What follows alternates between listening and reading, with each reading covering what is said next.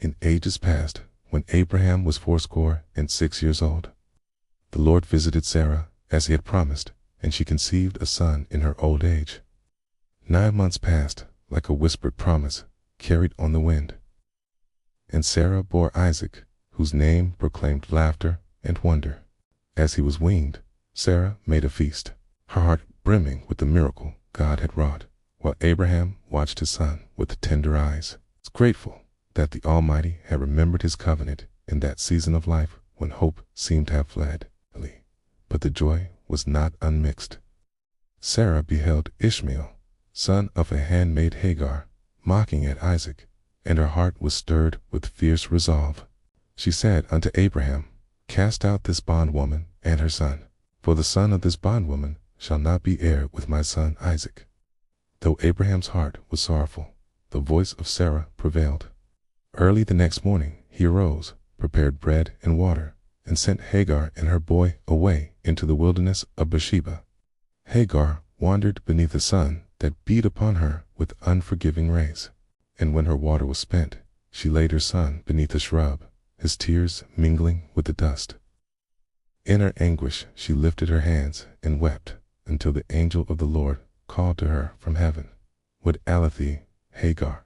Fear not, for God hath heard the voice of the lad where he is. Arise, lift up the lad, and hold him in thine hand, for I will make him a great nation. At that her heart was comforted. She opened her eyes and beheld a well of water, as though heaven itself had poured its mercy into the earth, and she filled her bottle. Ishmael grew and dwelt in the wilderness, a skilled archer. And his mother took unto him a wife from the land of Egypt, as Isaac waxed strong. Abraham sojourned southward into the land of the Philistines, dwelling at Gerar. There he feared that the beauty of Sarah would ensnare the men of that place, and so he called her his sister. King Abimelech, beholding Sarah, took her into his house. But God came to Abimelech in a dream by night, and warned, Behold, thou art but a dead man, for the woman which thou hast taken is a man's wife. Terrified, Abimelech, who had not touched her, arose and rebuked Abraham.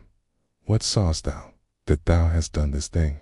Abraham answered, Because I said, Lest I die for her. Abimelech restored Sarah to Abraham, gave him sheep and cattle, and swore an oath of peace between them. Upon their departure, Abraham sojourned in Beersheba, planting a grove there, and calling upon the name of the Lord. He dug another well, striving with Abimelech's servants over the water, until they moved away from him. He dug yet another, and neither did they quarrel. So he called his name Rehoboth, saying, For now the Lord hath made room for us, and we shall be fruitful in the land. There he made a covenant with Abimelech at the oaks of Beersheba, and they swore an oath. Abimelech rose early to depart, and Abraham gave unto him 1,000 pieces of silver, an acknowledgment of his right of way in Beersheba. In those days Sarah reached a span of 127 years. She breathed her last in Kiriath-arba, even Hebron, and was gathered unto her people. Abraham mourned for his wife, and he stood up to negotiate with the sons of Het for a burial place. They offered him the choice of their sepulchres, but Abraham insisted on paying full price. Ephron the Hittite said, Hear me, my lord. A piece of land worth 400 shekels of silver. What is that between me and thee? Bury thy dead. Yet Abraham would not yield to less than the market weight. And the field of Machpelah, with the cave therein, was deeded to him before all the witnesses of the land. There he laid Sarah in the cave, closing her eyes with the tearful farewell of a husband who had journeyed through promise and peril for the sake of a word from God. After these things, Abraham took another wife, whose name was Keturah. She bore him Zimron, Jokshan, Medan, Midian, Ishbak, and Shua. Jokshan begot Sheba and Dedan. And the sons of Dedan were Asheram, Latashim, and Leamim. And the sons of Midian, Ephah, Epher, Hanak, Abida, and Eldah. Heba gave all that he had unto Isaac, sending these other sons away eastward with gifts of camels, cattle, and servants, that Isaac might inherit without contest the promises of the Almighty.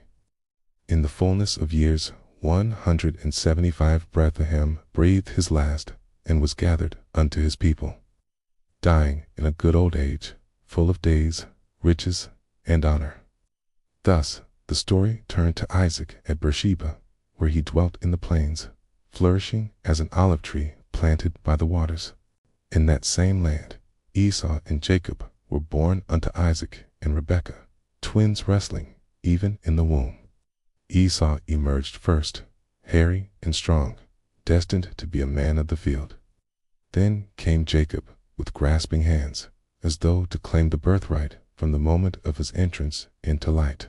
And Ishmael, the father of 12 princes, passed away, his days 137, and was gathered unto his people. So the years unfurled the tapestry of covenant, birth, and departure, from Hagar's wilderness to Machpelah's hallowed cave, from wells quarried with strife to oaths sealed beneath ancient oaks. The hand of the Lord moved quietly, yet sovereignly, guiding each step of his pilgrim family. And in that land of promise, the seed of Abraham endured, poised on the threshold of new beginnings, the covenant flame still burning, awaiting the fulfillment of every word that God had spoken in ages past.